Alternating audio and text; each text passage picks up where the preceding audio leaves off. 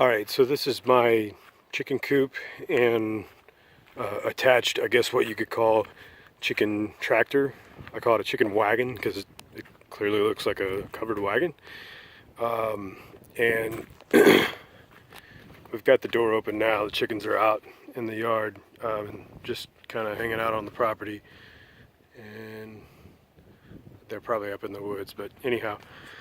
So inside here you can kind of see you've got a waterer. Everything's mesh to keep everybody safe. Mesh on the top. It's open up through here. You got a nice open area so you can get ventilation in the summer and stuff, and kind of keep the smell down.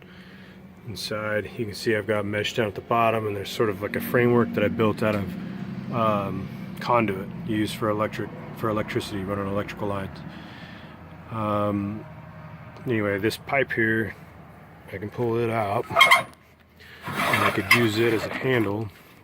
It gives me a bunch of leverage, and I can actually pick this whole thing up and I could wheel it around the yard, and so I can actually have all the chickens inside here during the day, and you can move it around the yard so they can fertilize, eat bugs, hopefully keep the tick population down a little bit.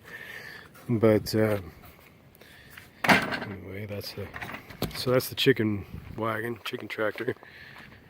And you know, now that they're established, they get to go and roam for several hours through the day and free range. But during the day we don't typically keep them out the whole time because the road's right there and we don't want them getting whacked.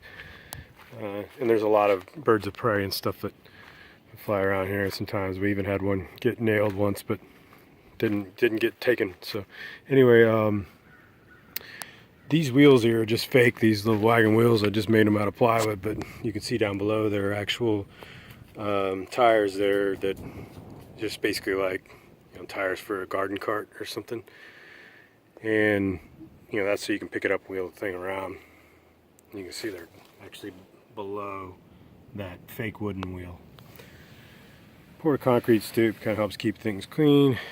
Built this tunnel essentially off of the window into the coop so that it's attached here and no critters are getting into them.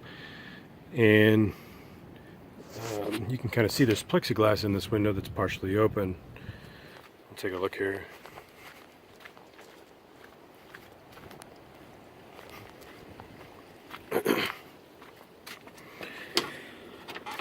So what we do in the morning, so we can let them out of the coop, they can kind of go out in the pen here and spend part of the day out there, and they don't have to be cooped up, is we open this slide. You kind of see I have a baffle here. When it's cold at night, we'll close it. Otherwise we leave it open if it's warm, but we close it at night. We close the windows on both sides too, and kind of button it up. And right now, since it's cold outside, we actually have insulation stuffed up in the eaves, but typically those would be open as well for ventilation. We do have insulation up underneath this plywood, and they initially pecked at that insulation, so that's why I put plywood up there. But this is their roost up here, made for them, and they spend all their nights sleeping up there. Got some ramps here, and come down, and you know, like I said, we open that up for them, and they like to go out during the day. And then when we get home in the late afternoon, we open up the wagon, and they get to roam the property here for several hours in the evening. The laying boxes here, got 5 eggs chilling there. We've got 6 hens and 2 roosters, so there might be one more coming up today. That's a fake egg. Just been in there since we got them started and initiated into the boxes. Another ramp kind of helps them get up to the window. Little bar, roost, another ramp. You got that was for when they weren't, you know, very big and couldn't fly. Got the watering system here. I just peck these nipples and water comes out. And those are cheap. Buy those nipples on the internet. Drill some hole in some PVC, screw them in, make this little system. It's about a 3-gallon system. You can see I got some heat tape on there to keep it from freezing in the winter.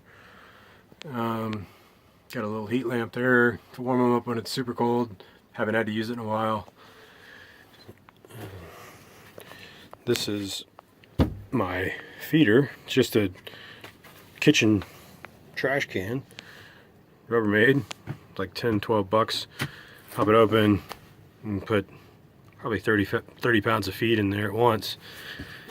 And you've got PVC pipes here that I've actually cut slots into, big slots into on each side. This is a 90-degree elbow, and inside here on the part that hits the floor, there's these big slots in it that lets the feed, gravity feed down around and into the bottom here, where they stick their head in and they eat the food, and it just keeps trickling down as they eat it. And I've got one of those on each side. All right. Flower boxes for fun, nothing planted in them yet. We're almost at spring here. Got my egg hatch so that we can just kind of don't have to do anything from the inside. We don't have to go in there and get poop on our shoes.